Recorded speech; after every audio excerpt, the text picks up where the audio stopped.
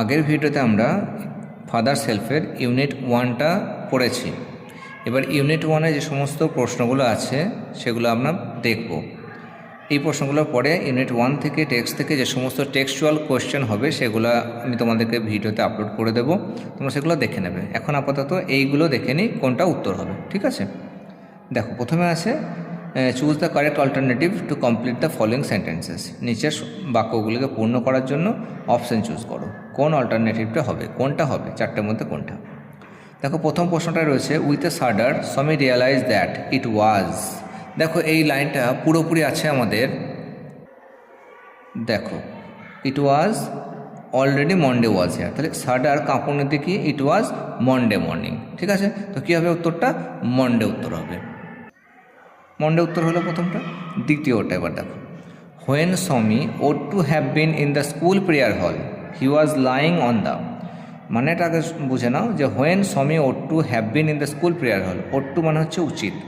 যখন সমীর স্কুলের প্রার্থনা সভায় থাকার কথা ছিল, হি ওয়াজ লাইং অন দ্য, সে শুয়েছিল কোথায়? এটা আমরা টেক্সটটা করে দেখে নেব। দেখো, lying on the bench in mother's room. Mother's room তাহলে কোথায় ছিল? বেঞ্চে শুয়েছিল, ঠিক আছে? তাহলে ওখানে অপশানটা হবে বেঞ্চ। তাহলে অপশান হচ্ছে 1 নম্বর, বি এর 1। তাহলে 1-এর এর কোনটা হলো? এ হলো 4, বি এর হলো 1, ঠিক আছে? নেক্সট দেখো, এটা কি বলছে? According to Swami Samuel is specially angry with boys who are. Samir মতানুযায়ী স্যামুয়েল বিশেষভাবে সেই সমস্ত ছেলেদের প্রতি রেগে যায় যারা কি ছিল? অ্যাবসেন্ট, লেট, না ইনঅ্যাটেন্টিভ, না আনডিসিপ্লিনড। কারা বলো তো? যারা হচ্ছে লেট। জায়গাটা একবার দেখে নি, চলো কোনখানটায় ছিল এটা। এই দেখো, angry with boys who come in late, ঠিক আছে? নেক্সট দেখো, এবার বলছে fill in the chart with information from the text. Text থেকে ইনফরমেশন নিয়ে এই চার্টগুলিকে পূর্ণ করো, ঠিক আছে? তো প্রথম প্রশ্নটা কি বলছে? দেখো, প্রথমে একটা দেওয়া আছে এ নাম্বারে, যে time when সমি কমপ্লেন্ড of A headache. সেই সময়টার কথা জানতে চাইছে যখন সমি বলেছিল যে আমার মাথা ব্যথা করছে। কটার সময় বলো তো? ঠিক, হ্যাঁ, 9টার সময়। ঠিক 9টার সময় তার মাথা ব্যথার জন্য সে বলেছিল, অ্যাট 9 o'clock, ঠিক আছে? তাহলে এখানটায় হবে অ্যাট 9 o'clock বা 9 AM, ঠিক আছে? 9 o'clockও লিখতে পারো, আবার 9 AM-ও লিখতে পারো। Next, person who ordered Swami to dress up and go to school. কোন ব্যক্তি যে সমীনাথনকে বলেছিল যে পোশাক পর আর স্কুলে যা? কে বলেছিল? তার বাবা নিশ্চয়ই। ননসেন্স, ড্রেস আপ অ্যান্ড গো, ওই লাইনটা দেখে নেবে, ঠিক আছে? তাহলে এখানে হবে সমিজ ফাদার। ফাদার লিখবে না কেউ, লিখবে সমিজ ফাদার, ঠিক আছে? সমীর বাবা। Next, name of the teacher mentioned by Swami. শিক্ষকের নাম কি ছিল যার নামটা এখানে সমীর দ্বারা উল্লেখিত হয়েছিল? একজন টিচারের নাম আমরা পেয়েছি ইউনিট 1-এ, সেটা হচ্ছে স্যামুয়েল, ঠিক আছে?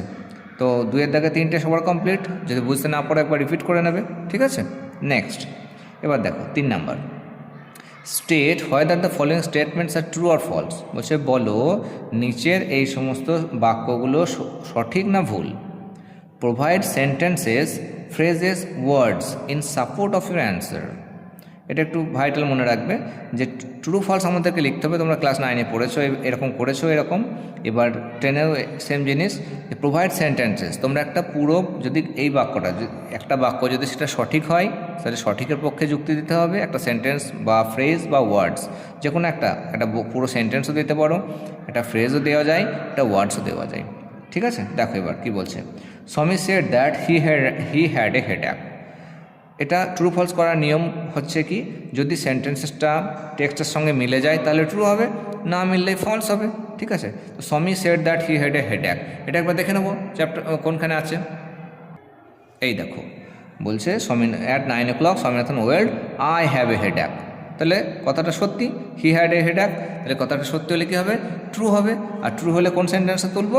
এই বাক্যটায় তুলে দেবো, আই হ্যাভ এ হেডএক, ঠিক আছে? তো এই এখানটাতে লিখবে ট্রু, টি লিখবে শুধু, আর সাপোর্টিং স্টেটমেন্টে লিখবে আই হ্যাভ এ হেডএক, ঠিক আছে? নেক্সট, তারপর দেখো 2 number, Swami was lying in his father's room.